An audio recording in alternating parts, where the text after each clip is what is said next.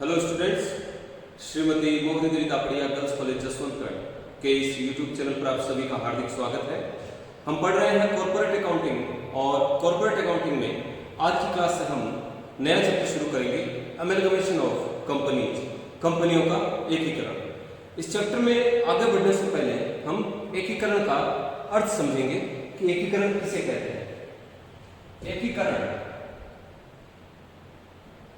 कंपनियों का एकीकरण, अमेलगमेशन। एकीकरण में वर्तमान में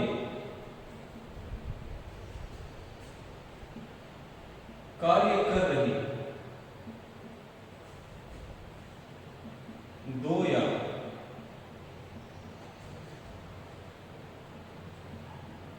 दो से अधिक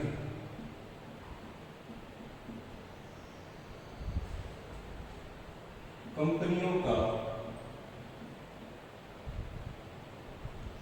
समापन कर वर्तमान में कार्य कर रही दो या दो से अधिक कंपनियों का समापन कर उनके स्थान पर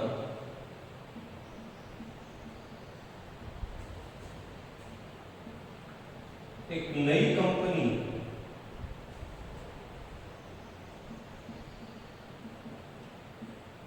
की स्थापना की जाती है।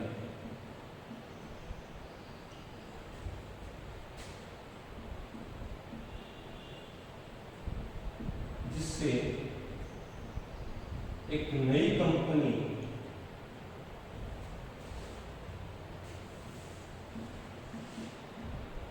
अस्तित्व में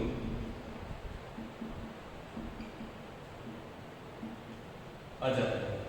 तो वर्तमान में कार्य कर रही दो या दो से अधिक कंपनियों का समापन कर उनके स्थान पर एक नई कंपनी की स्थापना की जाती है, जिससे एक नई कंपनी अस्तित्व में आ जाती है। इसे एकीकरण कहते हैं और इसे एकीकरण कहा जाता है, अमेलगमेशन कहा जाता है। मान लीजिए कि वर्तमान में दो कंपनियां कार्य कर रही हैं, ए लिमिटेड और बी लिमिटेड। तो एकीकरण में इन दोनों कंपनियों का समापन कर दिया जाएगा और इनके स्थान पर एक नई कंपनी की स्थापना कर दी जाएगी। अब वो नई कंपनी का नाम इन दोनों कंपनियों के नाम से मिलता जुलता हो सकता है या कोई नया नाम रखा जा सकता है। तो मान लीजिए कि इन दोनों कंपनियों का समापन कर उनकी जगह एक नई कंपनी की स्थापना कर दी गई, ए बी लिमिटेड। तो दो या दो से अधिक कंपनियों का समापन कर उनके स्थान पर एक नई कंपनी की स्थापना कर दी जाती है, जिससे एक नई कंपनी अस्तित्व में आ जाती है। अब एक नई कंपनी ए बी लिमिटेड अस्तित्व में आ गई और इन दोनों कंपनियों का अस्तित्व समाप्त हो गया और इसे ही एकीकरण कहा जाता है। इन दोनों कंपनियां एकीकृत हो गई और नई कंपनी के द्वारा इन दोनों कंपनियों के व्यवसाय को खरीद लिया जाएगा। एकीकरण की आवश्यकता क्यों पड़ती है? एकीकरण की आवश्यकता बड़ी कंपनियों से प्रतिस्पर्धा करने के लिए पड़ती है। ये दो छोटी कंपनियां हैं, एबी लिमिटेड और एबी लिमिटेड, दोनों अपना अस्तित्व समाप्त कर दोनों एकीकृत होकर एक नई कंपनी का अगर निर्माण करती है तो वो एक बड़ी कंपनी बन जाएगी। दोनों कंपनियां मिलकर एक बड़ी कंपनी का निर्माण करेगी और बड़ी कंपनियों से प्रतिस्पर्धा करने में आसानी होगी। जो बड़ी कंपनियां हैं, बड़ी कंपनियां और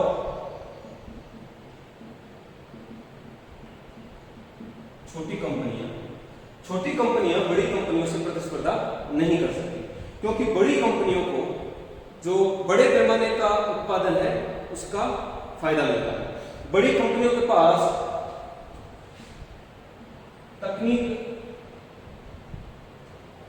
बेहतर तकनीकी होती है, इनके पास अच्छी टेक्नोलॉजी होती है, जिस वजह से ये अधिक मात्रा में उत्पादन कर सकते हैं और अधिक मात्रा में उत्पादन करने की वजह से जो प्रति इकाई लागत है वो कम आती है। तो प्रति इकाई लागत कम होने की वजह से ये अपनी वस्तुओं को बाजार में कम मूल्य पर बेच सकते हैं, जबकि छोटी कंपनियों के पास बेहतर तकनीक नहीं होने के कारण उनकी उत्पादन लागत ज्यादा आती है और इनको विक्रय मूल्य अधिक रखना पड़ता है, जिस वजह से बड़ी कंपनियों से ये प्रतिस्पर्धा नहीं कर सकती बाजार में। जो किसी व्यापार को चलाने के लिए जो आवश्यक तत्व हैं वो है पूंजी, श्रम और प्रबंधन। ये तीनों तत्व भी, ये तीनों चीजें भी बड़ी कंपनियों की ओर आकर्षित होते हैं। निवेशक बड़ी कंपनियों में अपनी पूंजी लगाना चाहेगा, न कि छोटी कंपनियों में। छोटी कंपनी में कोई पूंजी अपनी इन्वेस्ट नहीं करना चाहेगा, बड़ी कंपनियों में लगाना चाहेगा, क्योंकि बड़ी कंपनियों में बड़े स्तर पर लाभ कमाए जाते हैं, जिससे अच्छा रिटर्न प्राप्त हो सकता है। जो श्रम है, कर्मचारी है, मजदूर है, ये लोग भी बड़ी कंपनियों में काम करना चाहते हैं, क्योंकि बड़ी कंपनियों में अच्छी इनको सैलरी दी जाती है, अच्छी मजदूरी दी जाती है और इनके लिए विभिन्न इनके कल्याण के लिए योजनाएं चलाई जाती है, अच्छी सुविधाएं दी जाती है। इसलिए श्रम भी बड़ी कंपनियों पर आकर्षित होते हैं और प्रबंध भी बड़ी कंपनियों की ओर आकर्षित होते हैं। तो इन चीजों की वजह से जो बड़ी कंपनियां हैं, बड़ी कंपनियां छोटी कंपनियों के मुकाबले छोटी कंपनियां बड़ी कंपनियों से मुकाबला नहीं कर पाती। तो इसी कारण जो छोटी कंपनियां हैं वो एकीकृत होकर एक बड़ी कंपनी का निर्माण करती है, जिससे बड़ी कंपनियों से इनको प्रतिस्पर्धा करने में आसानी रहे। तो दो या दो से अधिक कंपनियों का समापन कर उनके स्थान पर एक नई कंपनी की स्थापना कर दी जाती है, जिससे एक नई कंपनी अस्तित्व में आ जाती है। इसे ही एकीकरण कहा जाता है।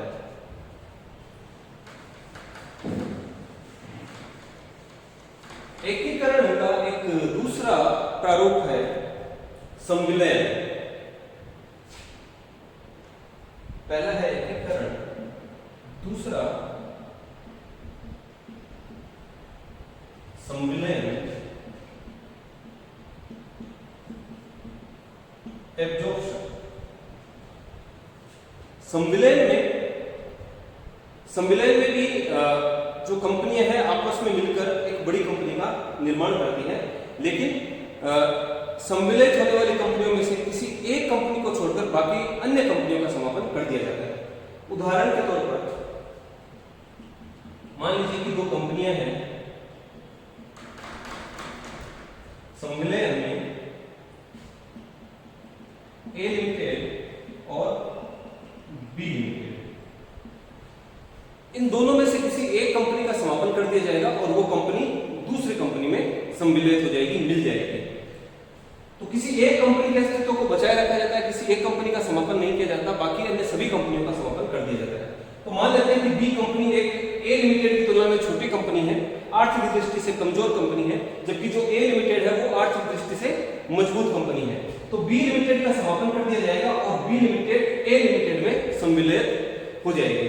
तो बी लिमिटेड के व्यापार को ए लिमिटेड द्वारा अधिग्रहित कर लिया जाएगा, खरीद लिया जाएगा। मान लीजिए कि तीन कंपनियां हैं, ए लिमिटेड, बी लिमिटेड और सी लिमिटेड। तो बी लिमिटेड और सी लिमिटेड इन दोनों का समापन कर दिया जाएगा और ये दोनों कंपनियां ए लिमिटेड में सम्मिलित हो जाएगी।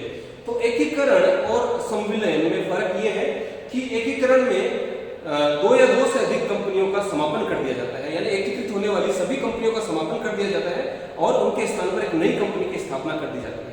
जबकि सम्मिलयन में, एब्जॉर्प्शन में एक कंपनी को छोड़कर अन्य सभी कंपनियों का समापन कर दिया जाता है और समापन में गई सभी कंपनियां जिस कंपनी का समापन नहीं हुआ है उस कंपनी में सम्मिलित हो जाती है, मिल जाती है। और एक तीसरा प्रारूप है बाह्य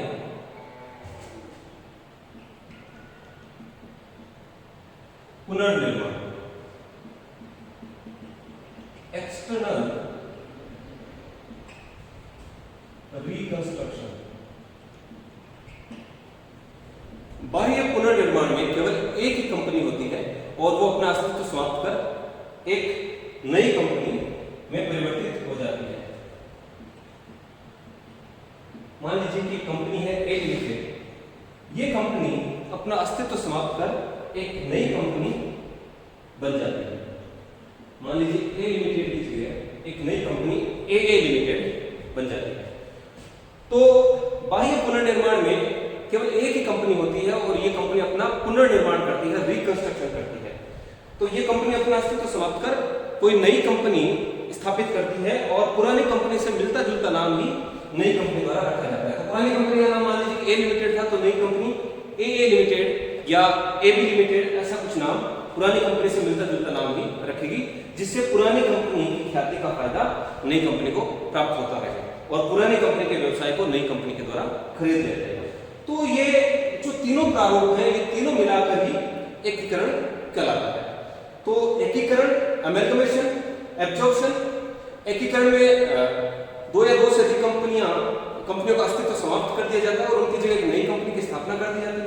सम्मिलन में एक कंपनी का अस्तित्व बचाए रखा जाता है और बाकी सभी अन्य कंपनियों का समापन में गई कंपनियां जो है, जिस कंपनी का समापन नहीं किया गया है उस कंपनी में सम्मिलित कर दी जाती है और बाह्य पुनर्निर्माण में एक ही कंपनी होती है, उसका समापन कर उसकी जगह नई कंपनी की स्थापना की जाती है।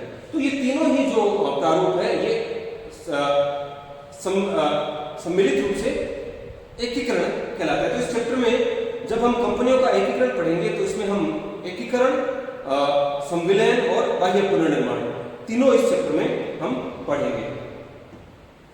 तो जो कंपनी चाहे एकीकरण हो, चाहे संविलयन हो, चाहे बाह्य पुनर्निर्माण हो, जो कंपनी अस्तित्व में आती है या जो कंपनी अपना अस्तित्व बचाए रखती है, वो कंपनी बाकी समापन में गई कंपनियों की संपत्तियां और दायित्व खरीदती है, यानी कि व्यवसाय खरीदती है। तो जो नई कंपनी है, उदाहरण के लिए यहाँ पर ए लिमिटेड और बी लिमिटेड दो कंपनियां थी, इनका समापन करके एक नई कंपनी AB लिमिटेड की स्थापना की गई। तो जो नई कंपनी अस्तित्व में आई है वह कंपनी,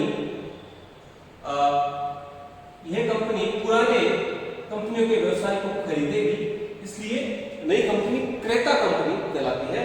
और ये दोनों कंपनियां जो जिनका समापन हो चुका है, ये दोनों कंपनियां विक्रेता कंपनियां कहलाएगी। तो ये अपना व्यवसाय नई कंपनी को बेचेगी, इसलिए ये विक्रेता कंपनी कहलाएगी और ये क्रेता कंपनी कहलाएगी एकीकरण में। क्रेता या हस्तांतरित, क्योंकि इस कंपनी को इन दोनों कंपनियों की संपत्तियों और दायित्वों का हस्तांतरण किया जाएगा, व्यवसाय का हस्तांतरण किया जाएगा, इस वजह से ये कंपनी हस्तांतरित कंपनी कहलाएगी। और ये दोनों कंपनियां हस्तांतरक कंपनियां कहलाएगी। ये अपने व्यवसाय का हस्तांतरण कर रही है, इस वजह से जो कंपनियां समापन में गई है वो हस्तांतरक कंपनियां कहलाएगी। नई कंपनी को यानी कि क्रेता कंपनी को विक्रेता कंपनियों की संपत्तियां और दायित्व खरीदने के बदले विक्रेता कंपनी के अंशधारियों को कुछ राशि प्रतिफल के रूप में चुकानी पड़ेगी, जिसको क्रय प्रतिफल कहा जाता है। क्रय प्रतिफल, परचेज कंसिडरेशन, चाहे संविलयन हो, चाहे बाह्य पुनर्निर्माण हो, चाहे एकीकरण हो, तो जो कंपनी अपना अस्तित्व बनाए रखती है या जो कंपनी अस्तित्व में आती है, वो कंपनी समापन में गई कंपनियों की संपत्तियों और दायित्वों को यानी कि व्यवसाय को खरीदती है और उसके बदले समापन में गई कंपनियों के अंशधारियों को प्रतिफल यानी कुछ भुगतान करती है, जिसे क्रय प्रतिफल कहा जाता है। तो क्रय प्रतिफल जो राशि एकीकरण के फलस्वरूप समापन में गई कंपनियों के अंशधारियों को जो राशि चुकाई जाती है वह क्रय प्रतिफल कहलाता है। और विक्रेता कंपनी के अंशधारियों को क्रय प्रतिफल जो है अंशों के रूप में, किन्हीं अन्य प्रतिभूतियों के रूप में, जैसे ऋण पत्र है, बॉन्ड्स है, इनके रूप में, या फिर नगद के रूप में, या किसी संपत्ति के रूप में चुकाया जा सकता है। तो जो एकीकरण के फलस्वरूप क्रेता कंपनी द्वारा विक्रेता कंपनी के अंशधारियों को किया गया भुगतान क्रय प्रतिफल कहलाता है। क्रेता कंपनी द्वारा विक्रेता कंपनी के लेनदारों को या किन्हीं अन्य पक्षकारों को किया गया भुगतान क्रय प्रतिफल नहीं कहलाता, केवल अंशधारियों को किया गया भुगतान ही क्रय प्रतिफल कहलाता है। तो आज की क्लास में इतना ही। आज की क्लास में हमने कंपनियों के एकीकरण का परिचय, इसके बारे में समझा है। मैं आशा करता हूं कि आज की क्लास में हमने जो पढ़ा आपको अच्छे से समझ में आया होगा। इस वीडियो को लाइक कीजिए, शेयर कीजिए, हमारे YouTube चैनल को सब्सक्राइब कीजिए। धन्यवाद।